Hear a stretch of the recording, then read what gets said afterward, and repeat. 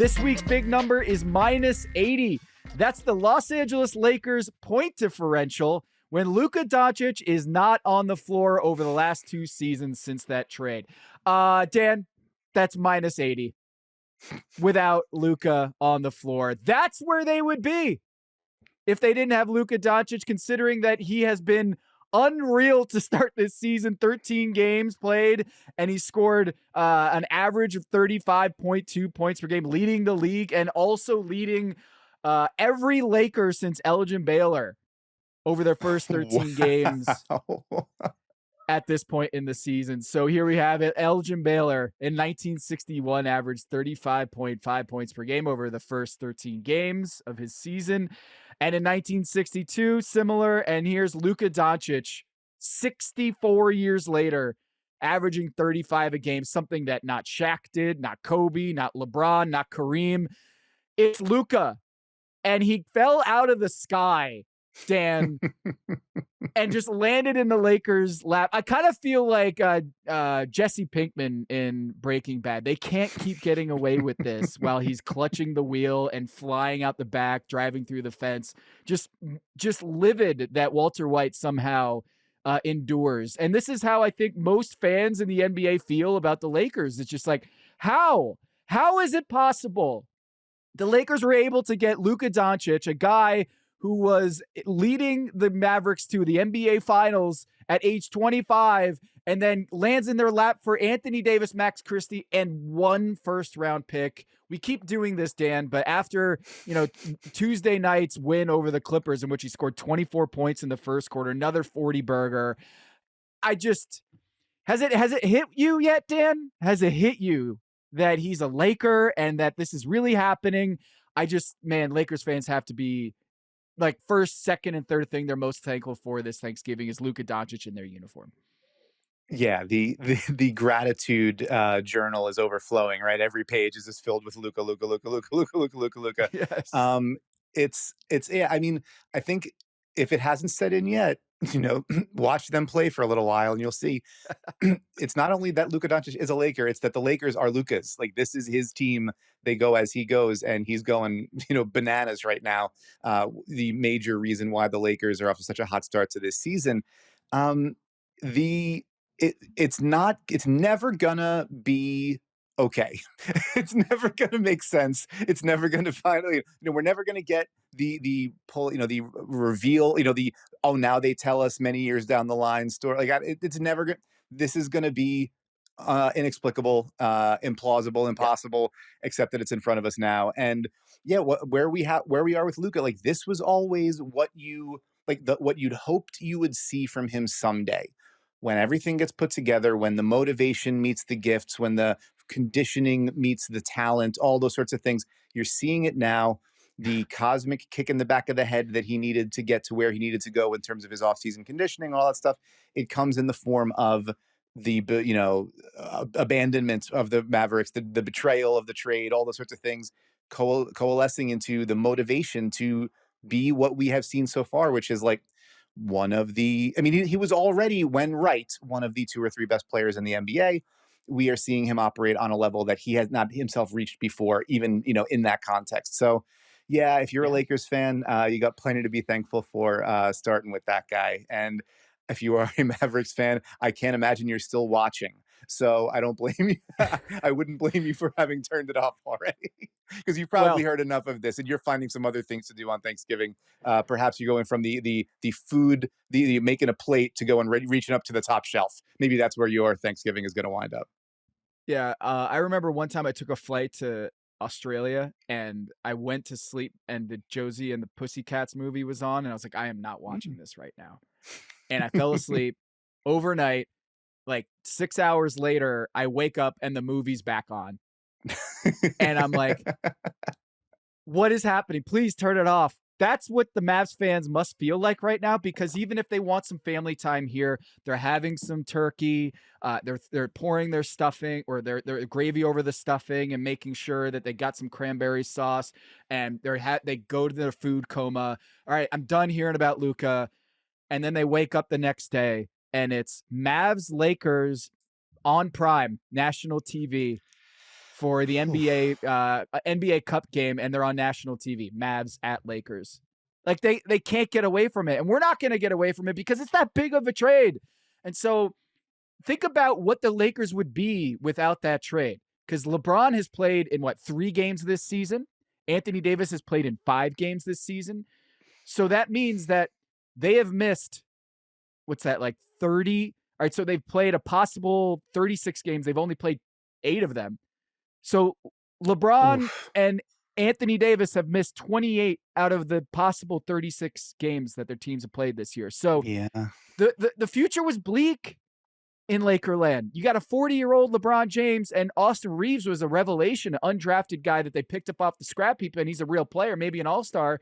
But that's the future. And so now you got a future of these 3 guys, 43 points, 13 assists, 9 rebounds with 5 threes in the first quarter from Luka. And it just is all working right now. So you don't have to panic about what's the post LeBron future going to look like with the Lakers, because you've got skinny Luka here. And it's just, I mean, who do you think, is the patient zero of thankness? That's not the right word. Gratitude. Is it Nike for bringing Kobe and his agent Rob Pelinka together with Nico Harrison way back in the day when Nico was repping a lot of Nike athletes and clients, that they should be thanking Nike for making this trade happen, thanking Nico Harrison for this trade? When they're sitting at the table, at the Thanksgiving table, and giving thanks, who do they direct it to? Is it just the basketball gods? I don't know where the source of it is, but maybe it's just all Nico Harrison. I mean, the only other person I could think of is whoever is the general manager of that coffee shop in Dallas where it all went down. I mean, it's the only other thing that I could think of, being open that day to create the space for that conversation to happen that led to the trade that continues to boggle our minds. And yeah, I mean, your point is well taken. It's not just a team that had run its course. It's now a team that has a runway where you have Luka with the extension under contract for the next couple of seasons. Reeves, obviously, that's going to be a big sort of decision point and swing point when he comes up at an unrestricted free agency after the season. But I think all indications are at this point, if he continues performing like he has at the beginning of the season here, you don't even think twice about extending him if you're the Lakers. And then, all of those other sort of around the marginal moves around the side. DeAndre Ayton had I think that knee contusion, which cost him a game there, but he's worked out. He's been what they had wanted him to be. Marcus Smart contributing, Gabe Vincent, who had disappointed in his first run as a Laker, now getting a little bit more of what you were hoping for from him. That the complementary pieces around these main guys are all looking kind of like what you had hoped it would look like. And Luka being that rising tide that lifts all boats, Reeves taking another step in his development. And then in those first couple of games, those first 3 games, LeBron, showing an ability to continue to impact the game when he's got the ball in his hands, but also an increasing willingness to do it without the ball in his hands.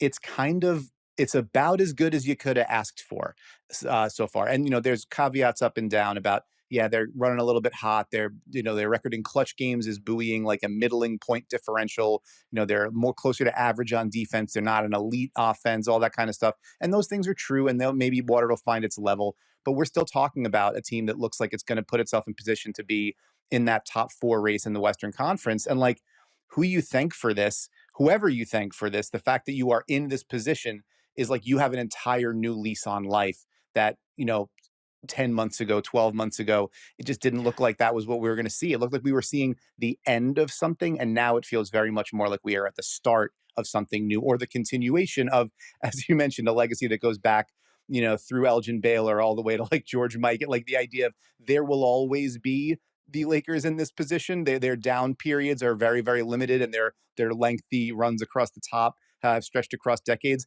Feels a little bit closer to the start of one of those than to the end of what had just been before. Yeah, it's a great point. Austin Reeves, that would have been something that they were anchoring their team around going forward. And that's a solid,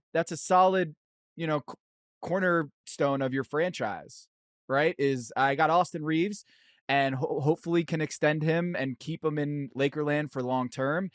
But the numbers are the numbers. With Luka on the floor, the Lakers over the last 2 seasons are plus 245, and then they're minus 80 without Luka on the floor. And that's basically per 48. That's the Charlotte Hornets. That's minus 3.7 every 48 minutes once you do the math. And that's the point differential essentially of the Charlotte Hornets. So I'm not saying that they would be a basement dweller without Luka Dončić in that trade. Like, Austin Reeves is good. They got other pieces around him, and who knows what they might get if Anthony Davis was moved to another team.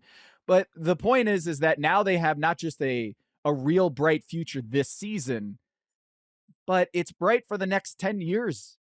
And as good as Austin Reeves looks, I don't think it's nearly as incandescent as it is with Luka Dončić on your team. So I just think, after they blew out the Clippers there in the second half, it's just there's no question who, to me, is should be the most fortunate,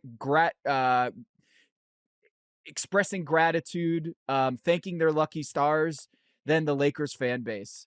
And if it feels kind of like a backhanded compliment, yeah, you know what? It is. Okay. It is. Well, yeah, I mean, What listen, the Lakers, you don't. They had LeBron and Kareem and Magic and all this in their history, and then here comes Luka Dončić. Like, that is so crazy. Yes. You don't get to be given the gift and then complain for like not being appropriately appreciated for the way in which you received it, right? Yeah, like you got the gift, you got the thing. That's the most important Pelinka part earned it of by all making the coffee date and negotiating a hard line on the number of draft picks. But man, it's just Yeah. The only thing I have to add to this is that if you are a Dallas Mavericks fan and you're looking for something to be thankful about, the best I can do are a couple things.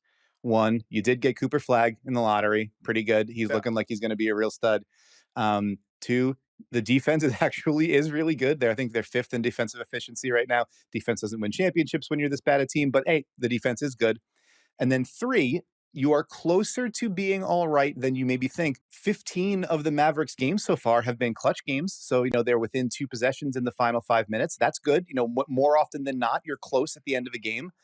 The downside is that you're 4-11 in those games, and that's not good because you can't score. You're scoring less than a point per possession in those clutch games, but you're there. Like, there's something to build off of. And, failing that, I don't know, maybe the Cowboys pull a rabbit out of their hat against the Chiefs on Thanksgiving. And you got something, maybe that's something to be excited about. And then you don't have to worry quite so much about what you see on Friday night, because I feel like there's a good chance you're not going to be thrilled about it. Yeah. This is a great start for Luka, LeBron, and Austin Reeves. The defense, like you mentioned earlier, with those 3 guys on the floor, I think it's got a defensive rating of like 130, which is not sustainable. Yeah, you it's can't ugly. have that defense. And we saw it in the postseason last year, is just like they need a lot more defense out of the rest of the guys in the supporting cast if they're going to have 3 offensive juggernauts like those 2 on the floor and still be able to compete at the highest levels. But that's for another day. Congratulations to Lakers fans. You have Luka Dončić in a Lakers uniform, and he's dropping 40 burgers every night. Awesome start for them. And on the other side, the Mavs, thankful for ping pong balls. I don't know, just the randomness. Thankful for that, because otherwise, I don't know what they would be doing in Dallas, dude, without Cooper Flagg. So yeah. All right. Well, we got lots more to give thanks here, Dan, on this very special Thanksgiving edition of The Big Number. We're going to hit 3 little numbers of yours coming up after the break here. Stay tuned. Happy Turkey Day, everyone. Happy Turkey Week. Gobble, gobble. Let's gobble up some big numbers here. Dan, what's your first big number? Or a little number, I should say. What's your first little number, Dan?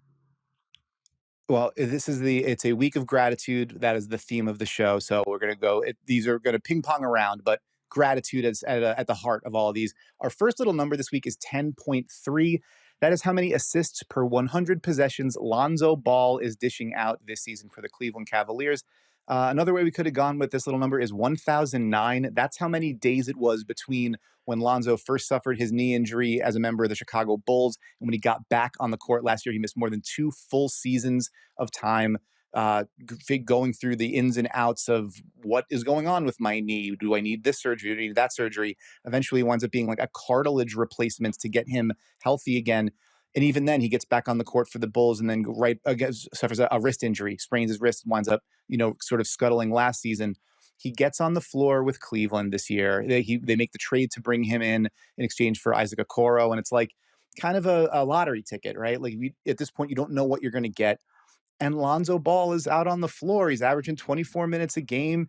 The numbers don't pop off the page, a little over 6 points, 5 assists, and 4 rebounds per game. But like he's out there looking more or less like Lonzo Ball, right? Like hit ahead passes, sort of audacious, things that few other people see, getting his hands in the passing lanes on defense. When he gets on the floor, the Cavs, their assist rate pops up, their 3-point rate shoots up, their pace, which is already fast, goes up, and the defensive efficiency goes down. Like they're allowing fewer points per 100 possessions with Lonzo on the floor. And like, he hasn't been, a replacement for Ty Jerome, who was so important for the Cavs last year.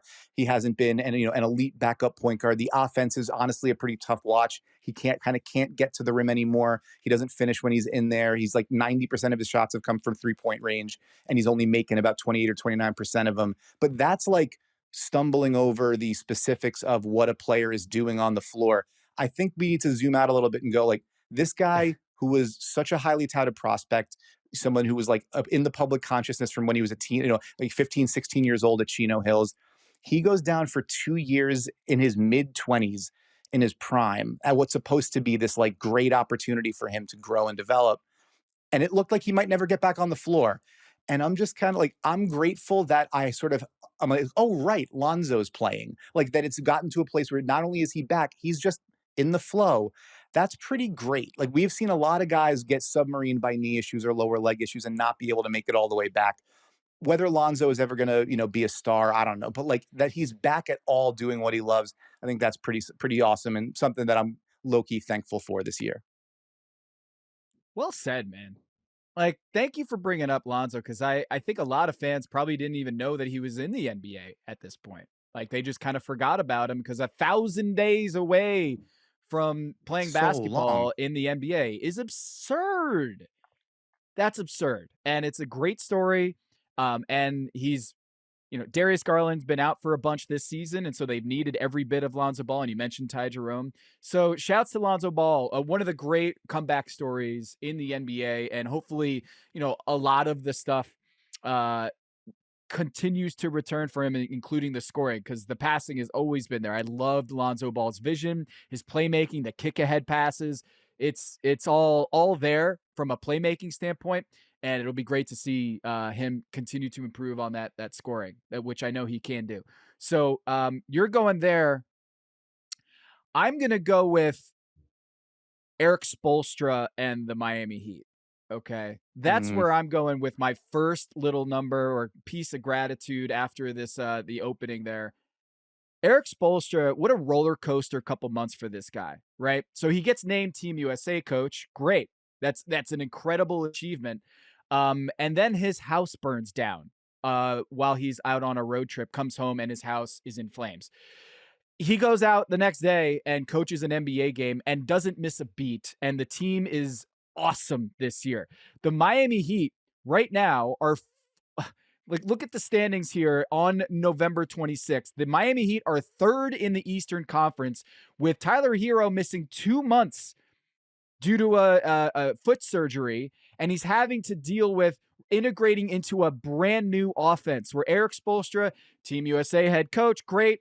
House burning down, not great. Not having Tyler Hero for 2 months and still being out there reinventing who he is as a head coach. Like, the offense has done a complete overhaul, and they're a number 12 in offensive efficiency because they no longer use pick and roll actions. They have 5 pick and rolls per game, and they've completely redone like extreme radical offense all the while. Dan, I think, Greg Popovich always said that his greatest skill as a head coach is, adjusting and adapting to the times. And look at this from our guy, Lev Akabas, with the graphic here to show the 5 pick and rolls that the Heat use, which is an extreme version of the extreme version last year with the Memphis Grizzlies, and Noah LaRoche coming from that bench to the coaching staff as a consultant for Erik Spoelstra. It's absurd what is going on with the Miami Heat. What a great story. Tyler Hero coming back, first game back, just a casual 20-plus scoring in his first game back in the new offense. Coop Moorhead, my guy over at Heat.com, who runs the content over there for the Miami Heat, pointed this out that last year, Tyler Hero in his all-star season had 35 pick and roll actions every 100 possessions. And in his debut, he had 2. Which I think was about that was one of the things people were worried about, right? Is like Tyler Hero had been not only like such a pick and roll heavy player, but really good at it. Like this is kind of where his bread's been buttered as an NBA player. He reached all-star status being a pick and roll, a ball dominant pick and roll heavy player. And so like, how is he going to adjust? And then you watch him in that first game back and it's, oh, well, he's getting to catch and attack on the move, go one-on-one. I think he had like 8 or 9 runners or floaters last night. Like he's able to get to pet shots for himself because the threat of him shooting is so sort of worrying that the defense is going to overreact to him or they got to press up on him. And as soon as you're pressing up on him, he can beat one guy off the bounce and get into the paint. So I think it's notable that after the game, Hero did say, like, I think we're going to wind up getting to more pick and roll. I think there's some people that are like, concerned about that. But I think it's also like his skill set as somebody who can move the ball, who can shoot, who's an excellent movement shooter. That was kind of how he came in to the NBA, being a little bit more of an off-ball player. Like he should be able to really sing in this system. It also made me laugh because when people were starting to pitch John Morant potential trade destinations, Miami came up a bunch, and I was like, I don't think he likes the way that they play. If I remember right, like they were just doing this, and it wasn't really the guy who was responsible for that got fired, and now he's over in Miami. I don't know. That might not work out too well. But yeah, no, you're absolutely right. Like Erik Spoelstra, it's one of the wildest true things in the NBA that Erik Spoelstra has not won Coach of the Year. He has been, widely reputed and regarded as, if not the best, then one of the very best in-game tacticians, guy coaching his team over the course of a season, getting them, developing them, figuring out which guys he can use, which alignments he can use, how to, plug this hole or accentuate that strength. And this is, arguably the most stark version of that we've seen. To be able to remain that focused, that competitive about implementing that sort of strategic change in the middle of an awful lot of individual personal upheaval, like that's got to be something that his players, respect the hell out of. I think the league at large respects the hell out of it. And the steady set of hands that Erik Spoelstra has been for that franchise for that long, I think Heat fans are awfully thankful to have him at the controls. Yeah, man. I don't know if he can get a jersey number up there next to Michael Jordan's in the rafters, which is very weird that Pat Riley has Michael Jordan's jersey retired in the Miami Heat arena. But yeah, maybe they can get a jersey or just like a silhouette of like him doing his power pose on the sideline, hands on the hips. The classic Erik Spoelstra pose. I think it's just for a guy who is leading a team, bottom 10 offense in the last 3 years, and just decides, you know what, let's just do something crazy because there it is, the Spo post. There's Jerry Madelon, who used to be like a TV coach over at ESPN. He talked about your presence on air and like how you can like convey confidence and power. And he one time was like, hey, you cover the Miami Heat, right? And GMAT was like, you cover the Heat, right? It's like, yeah. He's like, watch Erik Spoelstra on the sideline. He does this power pose and he's talking to LeBron, he's talking to D Wade, and they're locked in because he's conveying power. He's the way his body language is like, listen to me, and they're buying in. Do that on air. Do your power pose, Tom. And I was like, wow, GMAT. Shouts to GMAT, by the way. He's just a great guy to have in your life, giving you kind of coaching and pumping you up. I always think about that is just, he didn't play in the league. He was a video coordinator, and now he's regarded as America's best coach right now to lead Team USA, never won Coach of the Year. And here he is. The Miami Heat are 12-6. And how's the Jimmy Butler thing going on in Golden State right now? It's 10-9 for the Warriors. And a lot of it is because he's willing to change. He's willing to adapt. Erik Spoelstra is what I think every coach in basketball, every coach should always try to evolve and adapt and change for the better and be open to that. And that curiosity, I think, is what drives Erik Spoelstra. So shouts to him and what they're doing in Miami. Dan, what's your next little number here? We're going to keep it in Florida. Next little number is 0.643, so 643. That is the Orlando Magic's winning percentage this season when Jalen Suggs suits up. I am a pretty simple man. I'm thankful for vibe shifting menaces, guys who really set a tone when they play on ball defense, when they bring that power pose, that kind of energy to a team, to the way that they comport themselves.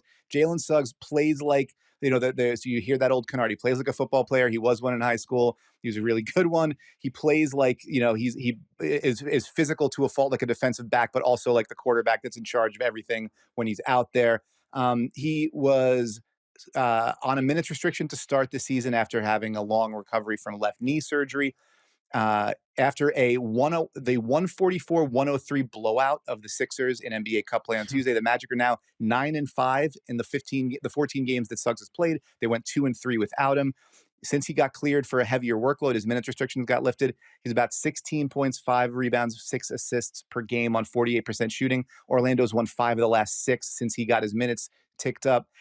His per game numbers actually went down in that Sixers game because he got ejected early in the second quarter for being the third man into a fight between Andre Drummond and Wendell Carter Jr., which actually everything seemed like it was going to be fine. Andre Drummond and Wendell Carter Jr. were just kind of yapping at each other after grabbing some jerseys. And then in from off screen, after Andre Drummond squares up, in from off screen comes our guy. Here he is, the defensive back on his way in to make the hit. Jalen Suggs comes in, just boom, shoves. Yep. That was a little like John Madden for the turducken on Thanksgiving. He comes in and he does the two-hand shove, just gets the 6'11", 280-pound Drummond, moves him out of the way, just saying, hey, get out of my guy's face. What are you doing? You're pushing and shoving. You're starting something. We're waxing you. We're on the way to like an 84-point first half. This game is over before it even started. You're trying to get some energy going. I will not abide by it. And then in the resulting fracas, technical fouls all over the place. Suggs gets 2 for instigating and for moving the things along. He is like pumping his fist afterward. I think maybe he was ready to go on Thanksgiving break. I don't know. But he gets run. He gets the gate. He's yapping at the Sixers fans as he goes out. The energy, the vibe that he brings to that Magic team, I think it is notable that when he started, they kind of like were able to take the governor off of him and let him go a little bit more full steam, full speed. That's when things started to make more sense for the Magic, even with Paolo Banchero out of the lineup. Like their defense has ticked up. Their offense is starting to cohere better with him really kind of infusing the pace, the physicality, the recklessness with which he plays on the offensive and defensive end of the floor, particularly on the defensive end of the floor. His shot making is coming along, all those sorts of things. He's just a real energizer for that team. He's the spirit of that team. And I think he might not be the best player on that team, but I think he's the guy that puts the battery in everybody's back. And I'm a sucker for guys like that. I love those sorts of players that like become the spirit of a team. Jalen Suggs is that kind of guy, and I think the Magic are awfully thankful to have him. You know what, Dan? You know what I'm thankful for is our producers for showing us that clip there. Can we pull it up one more time, Emmy? If we can show that clip of Jalen Suggs coming in. I want you to focus on the referee here who jumps in. His name is Jason Goebel. That is my doppelganger. I have been mistaken at an NBA game for Jason Goebel. Do you see him right there? The ball, dude. I have been in Charlotte and someone came up to me. He's like, hey, you're an NBA referee, right? And I'm like, no. And he's like, oh, I thought, oh, you're not? Are you sure? And I was like, yeah. This was pre-beard. I was going to say, did this precipitate the growing of the beard? Was this like, I got to make sure I differentiate myself? Yeah, I can't be associated with the Goebels. I can't. So John Goebel, Jason Goebel, NBA referees. I am not the third Goebel, but it does sound. I was going to say, are you more of a doppel Goebel or a Goebel ganger in that situation? I'm not sure which one. You know what? I want to give another shout out here for the producers for showing this, because now we're going to go gobble, gobble, Goebel, Goebel as our, like, the episode title.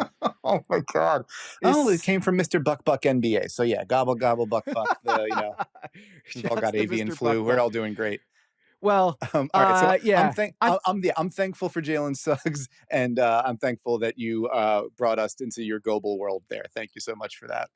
Gobble gobble. You're welcome. Where am I gonna? I'm gonna go from another place in Charlotte. Here, there's this place just down the street from me. It's called Cajun Queen, and it's a great New Orleans restaurant here. And that's kind of like the nickname for Derik Queen is the Cajun Queen. But I'm workshopping this. I'm very thankful for Derik Queen in my life. He has been so much fun on the floor and off the floor. His tweets have been outstanding, really fun. Why be less when you can be more? Guy from Baltimore. He's got the full package you want. He's got this Alperen Şengün, Nikola Jokic game. And, statistically, as a rookie, his per 100 possession numbers or per possession numbers are right there with like Chris Webber, Alperen Şengün, and Nikola Jokic their rookie seasons. He's got great touch around the basket. He loves dunking on dudes in the open court. He's great at drawing contact. He's just got a lot of crafty, bruising game to him that I really appreciate. And what he did to Jokic and going right at him against his first matchup against Big Joker was awesome. I'm locked in on the Derik Queen experience and what he's been tweeting at the Atlanta Falcons, like circling his calendar because the Atlanta fans have been just grilling Sure. this guy because of the trade. And the Atlanta Hawks traded Derik Queen or the rights to Derik Queen to get that future 2026 first round pick from the New Orleans Pelicans. And so he better deliver in order to make Pelicans fans forget about the trade that Joe Dumars and Troy Weaver did. And guess what? He's been awesome. I love watching him play. One of my favorite rookies to watch, one of my favorite players to watch in the league. And so, Dan, if you'll indulge me, I want to come up with some nicknames for Derik Queen. Not that he needs Okay. to listen to us here, but I wrote some down, and I want your beautiful mind here to help me out. I mentioned that he's kind of like a Jokic, Şengün, prodigy. He's got a lot of great assists, finishing, touch, all of that. Big man, bruising guy. So, what about Jambalaya Joker? How do we feel about that? Okay. I like the. I mean, alliteration always gonna go over well with me. Jambalaya Joker. I wonder if syllable wise, if jambalaya is a little too much of a mouthful of jambalaya there. But I do like where your head's at. I like the spirit of it. Okay, there's the Sombor shuffle, Jokic's move. Yep. Sombor, he's from Sombor, Serbia. What about Sombor Shuffletta? Yep. It's Maybe like bad. It's so bad it's good, right? Like the Sombor Shuffletta, in honor of the Muffaletta. Shouts to one of the best sandwiches on earth there in New Orleans. So I came up with Jambalaya Joker, the Sombor Shuffletta. I also Sangui sausage. Some be more shuffle. Some be more Shuffletta. Then now the syllables are really getting to be jambalaya mouthful there. I'm sorry. You know what? I stepped over your third. Let me hear the third one. Sangui sausage. So like instead of Şengün, you're going andouille sausage. So Sangui sausage is what I'm going with that one. That's my third one. What about instead of Alperen Şengün, we go with Albanier Şengün? Does that work? I love that. Okay, Albanier Şengün. It's clean. Very, very clean. Or just the Cajun Queen. That could work as well. So that's 5 nicknames I have for Derik Queen. Dan, I don't know how much Derik Queen you've been catching. It's been a bleak season there in New Orleans. Zion in and out of the lineup. But Derik Queen's awesome, man. I love watching this dude. Everything about him, his personality, just this big dude who has just so much skill and craft, and he loves giving out as much as he takes in. So I just kind of feel like we need a national appreciation for Derik Queen. Absolutely. And I mean, like when a trade like that happens and a transaction goes through and it's so overwhelmingly like pilloried, right? And just like roundly dismissed and insulted by everybody. I think we forget a little bit, like there's a person that's going to have to sort of walk into the that shade and then like try to walk out of that shadow, right? And like Derik Queen, all he's done is like, I mean, he can't control any of the other stuff. All he can control is like, I need to like just play my game and try to make it look like it was a smart move. Like, to Yep. make it look like, yeah, no, there's a reason you go up and get me. It's because I'm that dude. I'm this good. And then you look, I mean, you look at the, or in the early going, as again, obviously we're talking about the first, 5 weeks of somebody's career or less than that, because he came in, he missed the first few games with injury.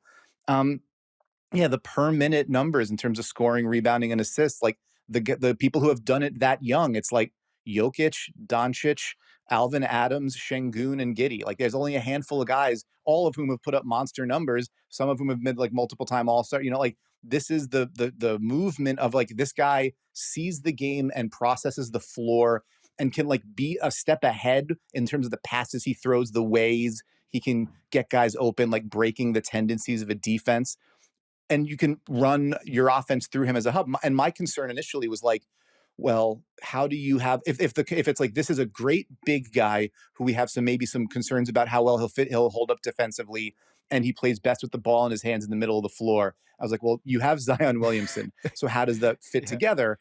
And I mean, one answer to that is, well, you'll never have both of them on the floor at the same time because everybody's injured in, New Orleans. So that's maybe not a worry. But they've played 85 minutes together so far. They're plus 19 with the two of them on the floor together. And like the defense has been better with Queen on the floor than off it. Not necessarily saying a ton considering how Right. Yeah. ramshackle everything is in New Orleans. But like there's a lot to like about what he already can do at the NBA level. And as you mentioned, the tone of it, the feeling of like he walked in and they asked him like, how does it feel to like you're seeing that you're able to get production right away. And he's like, yeah, it's kind of easier.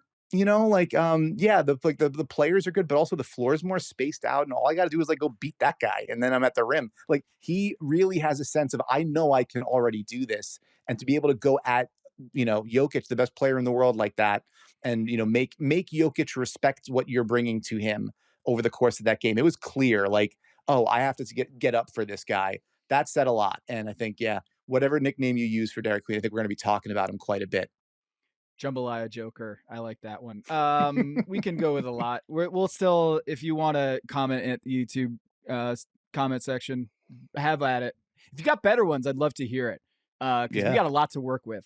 From the last name with Queen.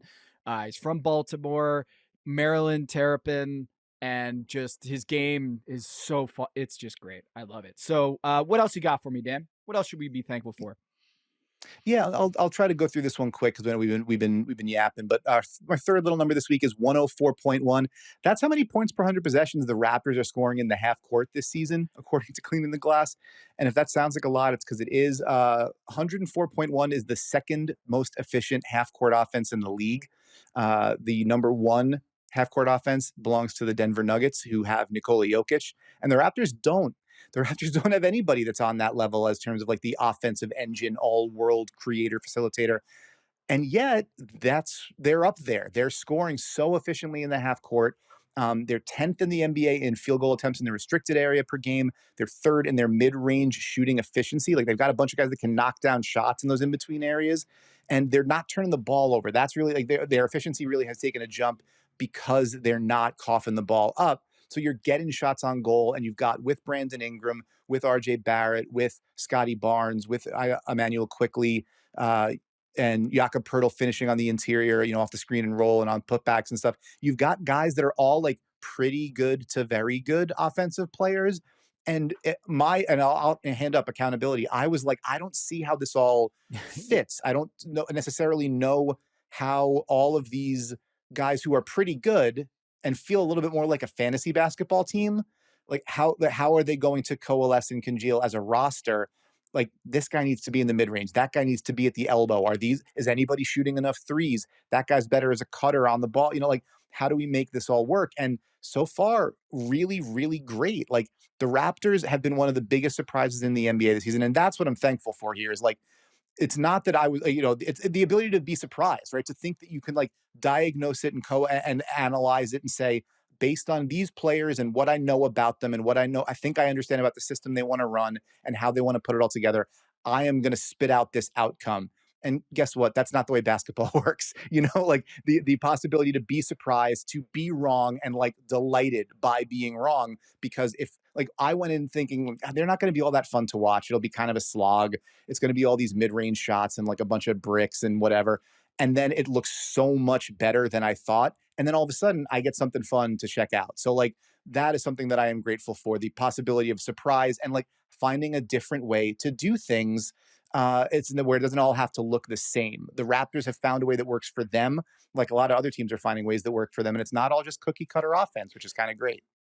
Yeah, I kind of thought that they might be the Sacramento Kings of the East, where it's just like, how are all these pieces going to fit? And Yeah. like, Brandon Ingram joins this club that already has like go-to scorers, and how are they going to share the ball? It just seemed like a mismatch of players and offensive talent. And shouts to Darko Rajakovic, who's been able to engineer this defense, this full court defense, the pressure defense that we saw from Portland and Indiana last year.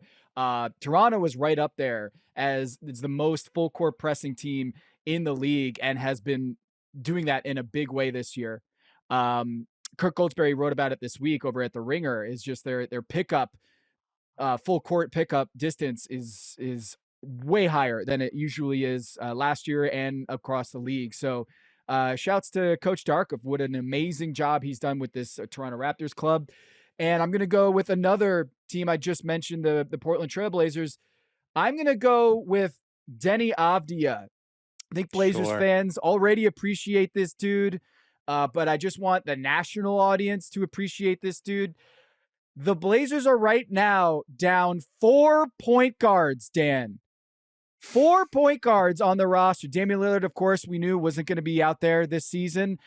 We knew that. Didn't know about Scoot Henderson until he got injured with the torn hamstring in the offseason. And then they're down Blake Wesley. They're down Drew Holiday. They're also down Shaedon Sharpe and Matisse Thybulle. 6 backcourt players. All of them were expected to pick up some of the ball handling duties in case, Damian Lillard wasn't going to be coming back this year. And they're all out. 6 ball handlers, 6 backcourt guys out for the Portland Trailblazers. And here's Deni Avdija being like, wait a minute, am I the best point guard on the roster right now? Like this guy, he's 14th since Drew Holiday got injured. He's 14th in the NBA in assists per game at 7. But here's the key stat.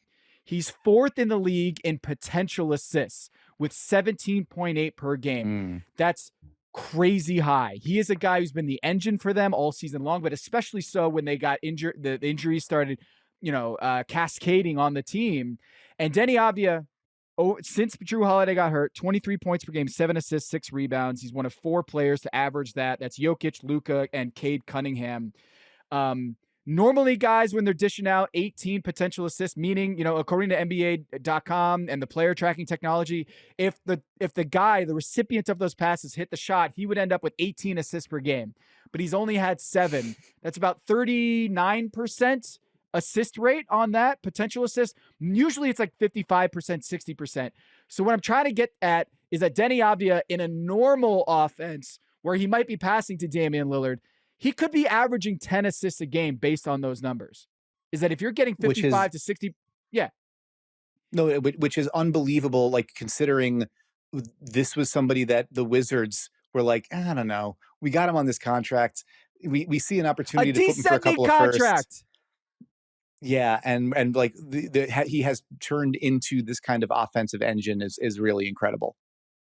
Yeah, he's been awesome, and I'm thankful because I, as on the show, is like, man, all these injuries. What are we going to talk about for 48 minutes? And he's been basically 40 of those 48 minutes. It's like, wow, did you see that? We call him Turbo for a reason. He's so fast in transition. He finishes through everybody.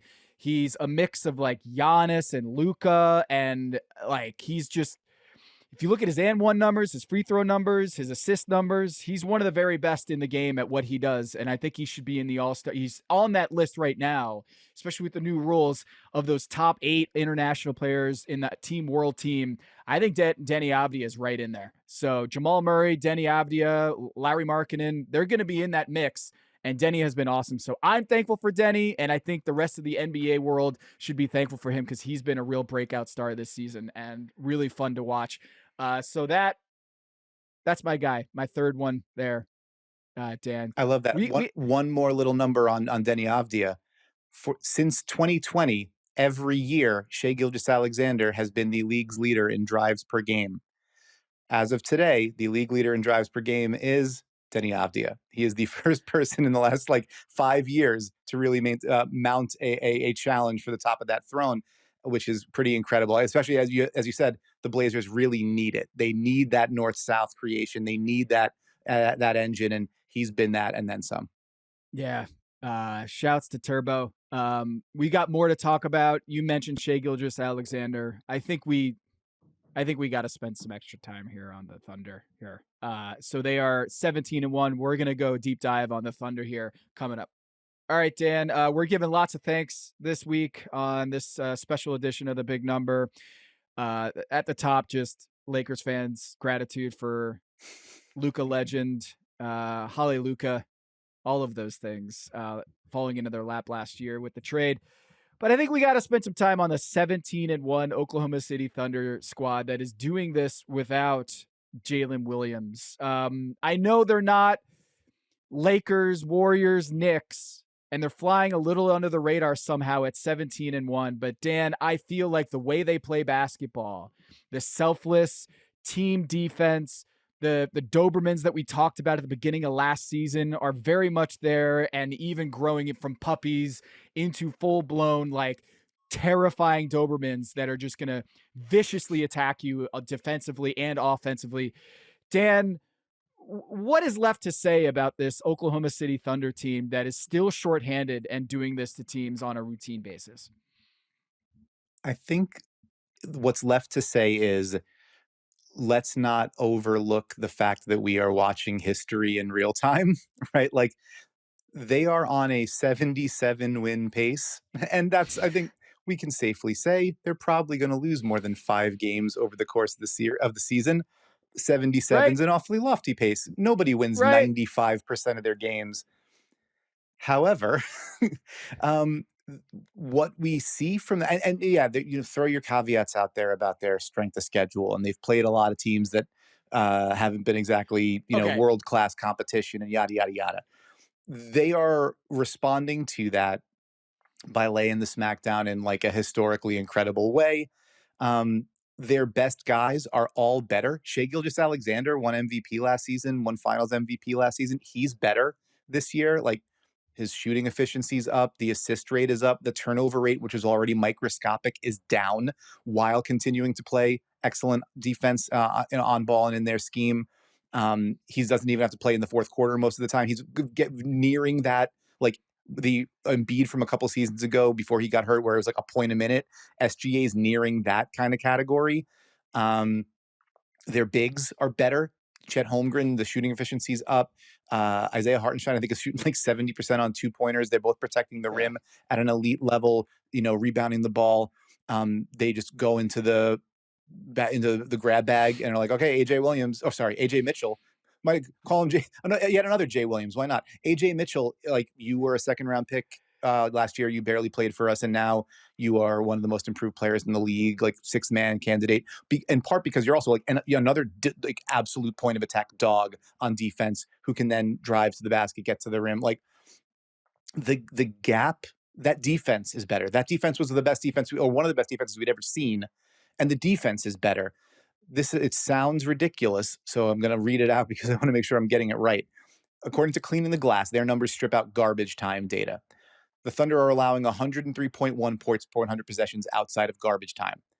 That is 7.4 points per 100 fewer than number 2, Detroit. So the gap between first and second, 7.4 points per 100, is the same as the gap between number 2, Detroit, and number 20, Milwaukee.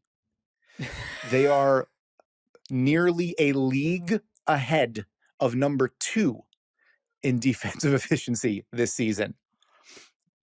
And it's not just a this season thing. We've talked before about our friend Jared Dubin at his website, Last Night in Basketball. He has a metric that he calls adjusted efficiency. And it's a way to basically see how much better or worse than league average are you in a given season. So the league average team this season, the Thunder have been 14.4 points per 100 possessions better than an imagined league average team this season. That's not just obviously number one in the league this season. That would be the biggest gap, that 14.4 points per 100 better than league average, since the ABA-NBA merger in 1976. Bigger than the 95 Bulls, bigger than the 2000 Lakers, bigger than any elite team that you can think of, including last year's Thunder.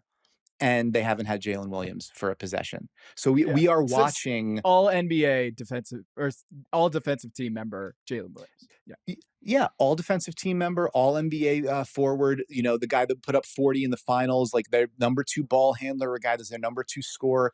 They haven't had the second best player on their team all season, and they are on pace for 77 wins. And yeah, like I said, you can poke holes in the resume of it, fair enough. And you can say that pace is obviously unsustainable and it will come back to earth totally.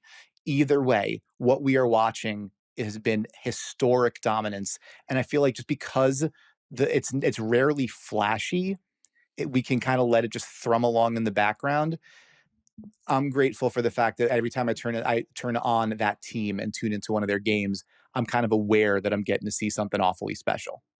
Yep. Well said, Dan.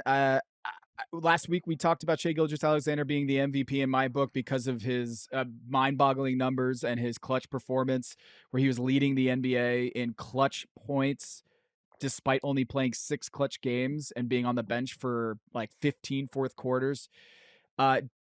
Just checking in here, Dan, still leading the NBA in clutch points, and he hasn't had a clutch game since last week. So he is that far ahead of everybody else that he's just like chilling in fourth quarters and still leading the league in a category that everyone else is like gasping for air trying to catch up to Shai. And he's still leading the league, 56 points. Tyrese Maxey, in over twice as many clutch games, is still trailing him with 51 points. So, Dan, it's just remarkable what they're doing. I think they beat the Golden State record. I think they do it because the team, they're not reliant on one guy to do everything. This is a team culture, team-wide playing style. And as good as Shai Gilgeous-Alexander is offensively, defensively, I think the old adage is that defense always travels. It always travels. And you don't have to worry about make or miss league when it comes to your defense, because they are just that ferocious, and they're going to turn you over so much. It doesn't matter who is out there offensively, especially when you got AJ Mitchell and Isaiah Joe and Chet Holmgren. And it just feels like they're going to be able to score 25 a night because so much of their offense is in transition off of getting interceptions and stealing the ball and going the other way. When you have a defense that good at turning you over and smothering you and going the other way, I mean, instead of 30-point blowouts, if Shai Gilgeous-Alexander, knock on wood, had to miss some time, I still think that they would be beating the doors off of people. So, granted, it's early, 17-1, and the Blazers can you can thank the Blazers for giving them their only loss, because otherwise it'd be 18-0 and be wall-to-wall coverage about how far they can take this. But yeah, I think they do it, Dan. I think they do win over 72 games this year because their culture, their team development, all of this, it just seems so plug and play that whoever's out there, that defense is going to travel. And I just feel like that is the reason why they're as good as they are, is like you said, so much better than everybody else. They're playing a different game. It always feels like they got 6 players on the floor at all times. And yeah, wait till Jalen Williams comes back, everybody. Just wait. So, Dan, we got to wrap up here. I think we're both very thankful for having the Yahoo Sports production team and everybody around us making this show a reality. Thank you on this Thanksgiving week for stepping up, Ryan and Emmy. Appreciate y'all. Thanks to everybody for listening, watching on YouTube. Go subscribe to us on YouTube if you haven't already, and give us a 5-star rating wherever you listen to podcasts. Just one more thing before I go. Happy Thanksgiving, everybody. Molly wanted to contribute to the show today with her little hat for Thanksgiving, her little turkey hat. I think I'm on here. I think, yeah. She has mom, dog, cat, and I am not on here, Dan. This is Molly. Come on. I gotta give her some extra loving this week so I can get on the next Thanksgiving hat. Dan, any shout out this Thanksgiving holiday? What do you want to give a shout out before we go? Well, first thing I think you should just be like, "Oh yeah, no, she calls me dog. That's yeah, that's my her loving nickname for me. That's how I know I show up We don't even have a on cat. that." Well, It's cat, she's right? thankful for cats. Thankful for like the concept of them, their existence in the world. Um, sure, you know what? You've guilted me into it. I'll shout out my children as well. They're not going to listen to this. But yeah, Siobhan, Olivia. Olivia's not feeling great, so she might not be traveling for Thanksgiving. So send your well wishes over Divine Family Way. And I don't have any art on my head right now, but maybe I can make that happen after the show. We'll see about that. Yeah, yeah. Thank you, Dan. Very grateful for you as my co-pilot here on this numerical Oh man, journey we do same. every week. And have a wonderful Thanksgiving. Have as much turkey as your stomach allows. I'm gonna be stuffing myself up with stuffing as I do once a year. Is stuffing more seasonal or is pumpkin pie more seasonal? We could go a whole nother hour on this. If stuffing was Mm, so good, then why wouldn't you have it all the time? Same thing with pumpkin pie.